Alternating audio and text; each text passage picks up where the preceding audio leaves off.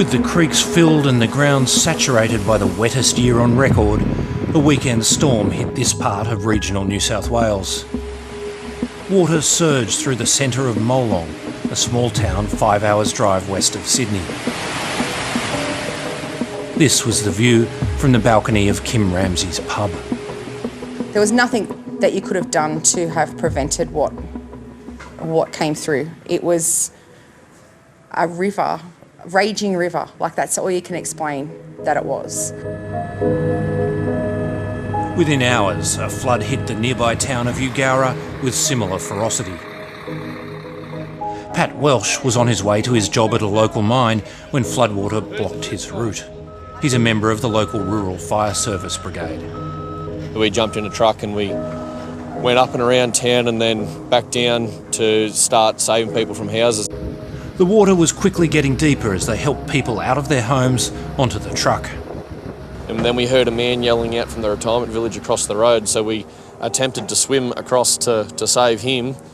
He was on a chair and the water was lapping on his chest, and he said, "Don't let me die, don't let me die." And all I can do is yell out to him to say, "We're coming for you, mate. We've got a helicopter on the way." Pat's dad, Kevin, is the captain of the Eugowra North Brigade. So this is where the water level was up to. He was stuck on the other side of the floodwaters from his son. One bloke got in the ambulance to get a person out. It was actually my son. And the ambulance got washed away. Then they put the patient on the back of a four-wheel drive. It got washed away. And they put it on the back of the fire truck. It got inundated with water.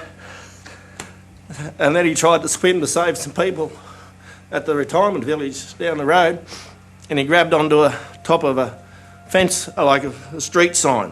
Helicopters come pick him up and he found another fire truck and got a heap of men organised. And they went back down and that team would have saved over 60 people. Tragically, one of the first people saved by Pat Welsh that day was swept away later that morning. Diane Smith was on dry land, but the rising water meant she had to move again. Yeah, we got her out of a house that morning with water chest deep, loaded her into the truck. She actually turned to me as I loaded her into the truck and said, "Thank you, Patrick, I owe you a beer." Diane Smith's body was found yesterday. For the survivors, the trauma of this catastrophe is just starting to sink in. Just an event like this affects people in different ways. Your dad's obviously very upset about what's happened. How are you going? I think the adrenaline's still kicking in for me, mate. I got a bit of younger energy still behind me, so he's got friends that have just finished renovating their property, and they had their cut-out party about 4 days before, and they had to evacuate to the roof of their house to be rescued. So people have lost absolutely everything in this town. Pat is talking about Hugh and Lynn Ellis. They'd moved off the land a year ago and retired to paradise in Eugowra. That was the plan anyway.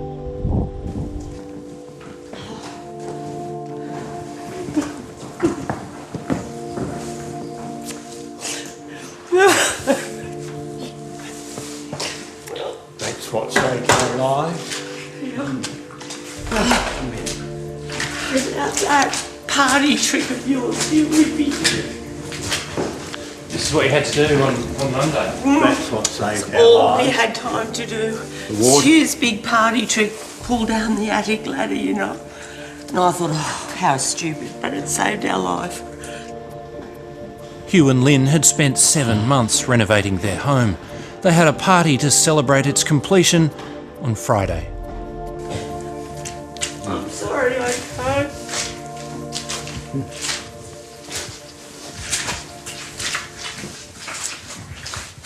Oh, stop it, Rick. This was Lynn's walk-in robe that she'd waited for all her life. With all her clothes, jewellery, just completely trashed. 3 generations of jewellery. We thought we were right, didn't we? We thought we were ready, we thought we were prepared. And then this wave just came and it just roared. And when we were in the ceiling and Hugh's bashing at the roof, because no tools, trying to get us out, you could hear the house and the windows smashing and the house, couldn't you? And I thought the building's going to go, the whole thing. The whole building was shuddering and shaking. As big logs, as you can see, big logs were coming up against it. We could feel it in the ceiling. And we were. At one point I thought, this is it, you know, there's no way out of here. And just sort of at the 11th hour, Hugh finally broke through the tin with bits of wood and he got up onto the roof and the helicopters were there.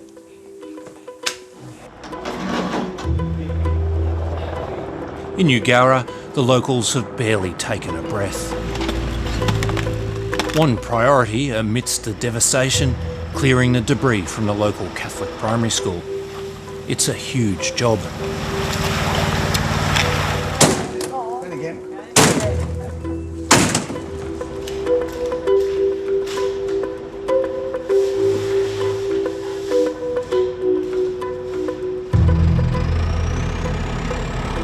While nearly every home has been hit in Ugara, in Molong, it's the town's main street that took the force of the water.